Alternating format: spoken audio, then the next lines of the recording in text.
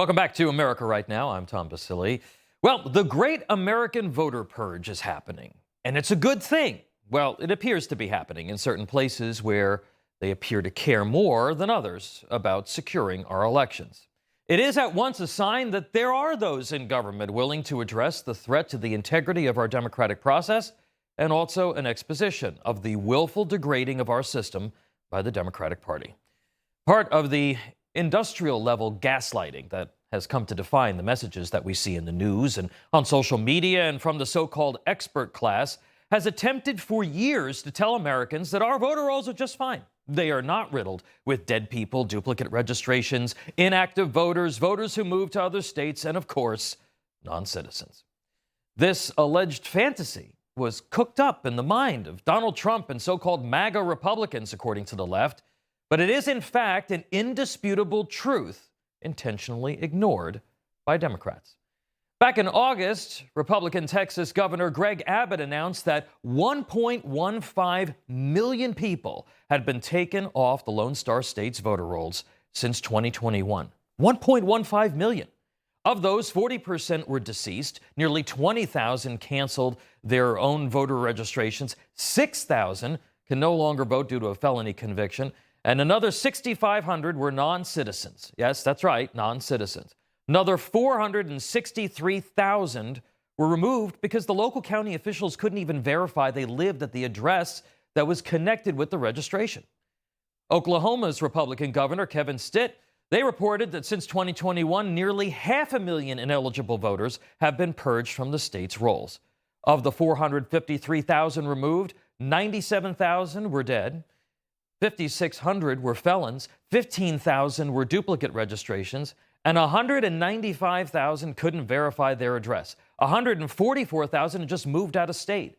And those numbers are astronomical, considering that Oklahoma only has a population of about 3.7 million people.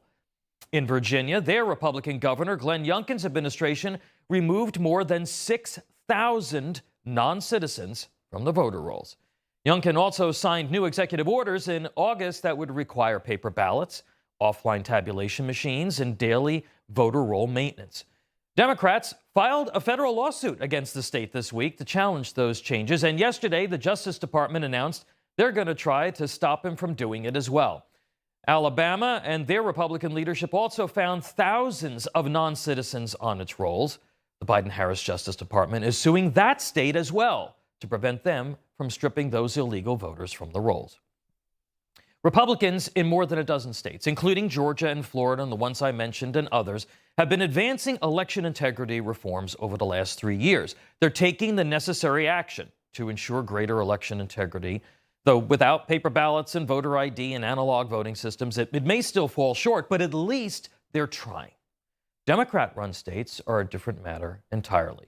In Vice Presidential nominee Governor Tim Walz's Minnesota, where he signed the automatic voter registration into law as part of his driver's licenses for all bill that includes illegal immigrants, 65,000 new voters have signed the rolls.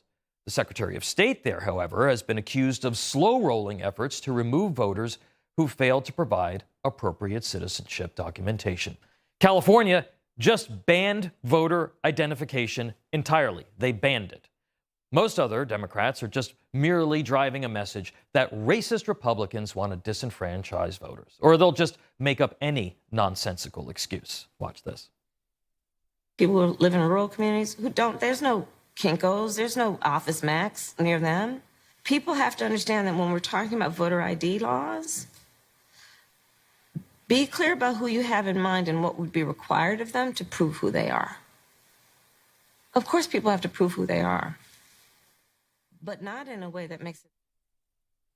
Speaking of nonsensical, the National Voter Registration Act itself, I believe of dubious constitutionality, prevents voter list maintenance efforts that fall within 90 days of an election, which doesn't make any sense. The NVRA also legalized automatic registration, or what is known as the motor voter law, now utilized in 24 states, including every swing state except Arizona. Speaker Mike Johnson and former President Donald Trump want the law reformed to protect against abuse. Democrats have overwhelmingly opposed the legislation that would help prevent illegals and ineligible voters from registering and voting.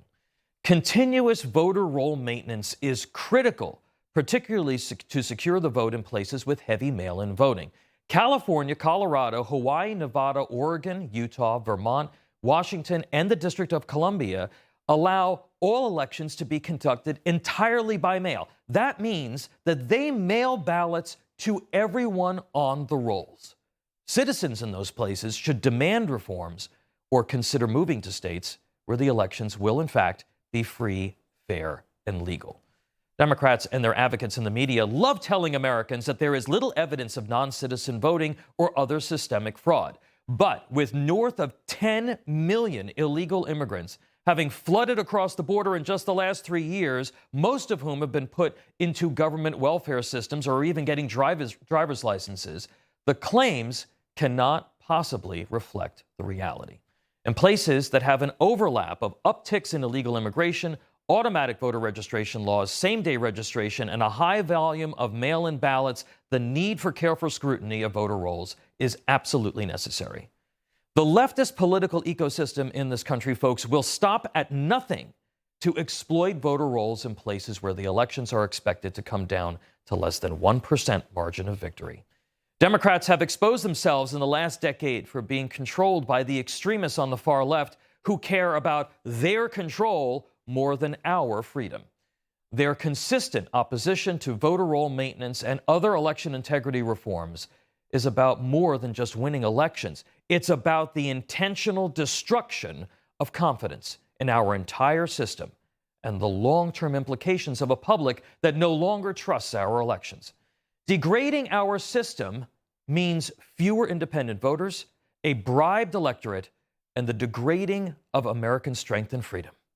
That, folks, that is their real, sad, insidious, and dangerous objective.